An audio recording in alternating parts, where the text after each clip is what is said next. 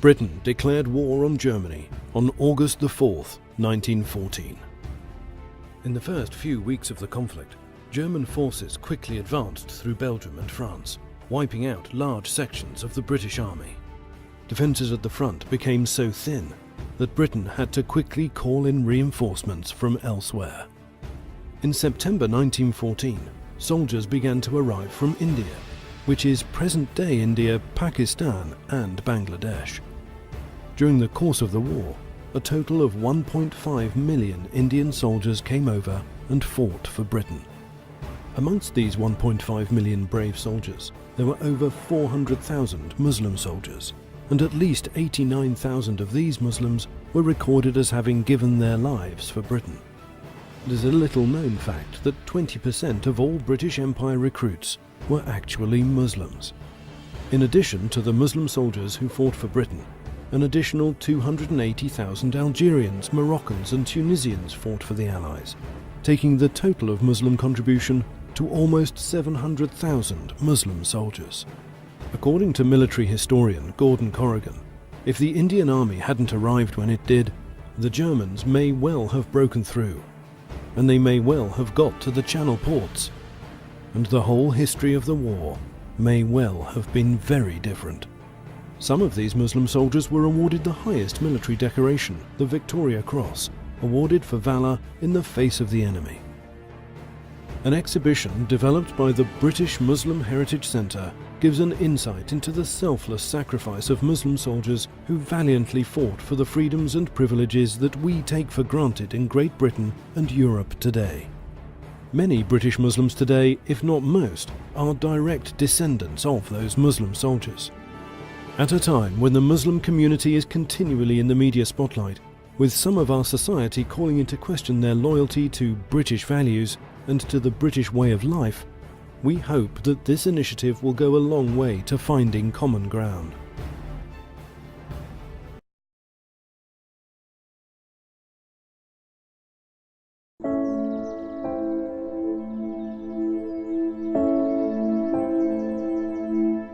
In a wood in Woking lies a small plot of land that speaks of forgotten heroism. This was once the final resting place for 27 men who gave their lives to fight for Britain in 2 world wars. But their story didn't start here, for the men who were buried here were all Muslims. 4th of August 1914, Britain declared war on Germany. 6 weeks later, the first contingents of troops from British India, from a dozen different religions, arrived in the port of Marseille. The British Indian Army became a mighty resource because the British Army very much underestimated the manpower and the firing power of the Germans, and the Britain simply couldn't recruit fast enough. So the figures are quite staggering. Overall, the British Indian Army contributed 1.45 million men. The 129 Baluchis, the regiment in which Mahrup Shah served, was one of the first to arrive in France. And for men who were largely recruited from poor rural areas of northern India, it was a complete culture shock. Many came from 3,000 miles away in rural India, yet fought in lands they'd barely heard of, and gave their lives for a country they'd never even stepped foot in. And there were very good reasons behind the British drive to accommodate the soldiers. It was imperative for the British war effort that India was kept on side. Without the Indian soldiers, Britain would have effectively lost the war.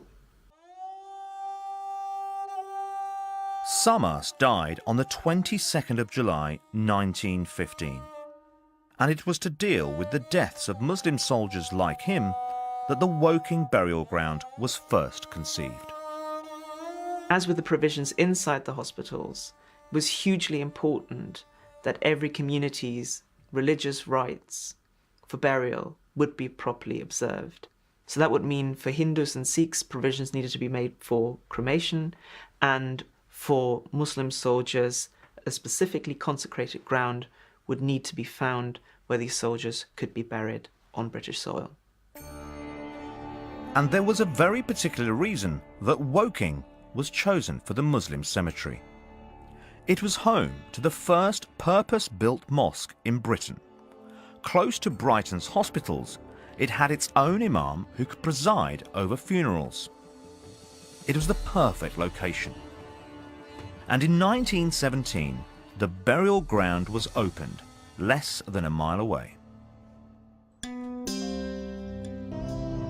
Evidence reveals that some of the 82nd Punjabis were attached to the 59th Rifles, a regiment that was involved in one of the bloodiest and most horrifying conflicts of the entire war. The Battle of Neuve The Chapelle. experience Indian soldiers had of that battle was absolutely ferocious. Over 13,000 soldiers killed in that one battle.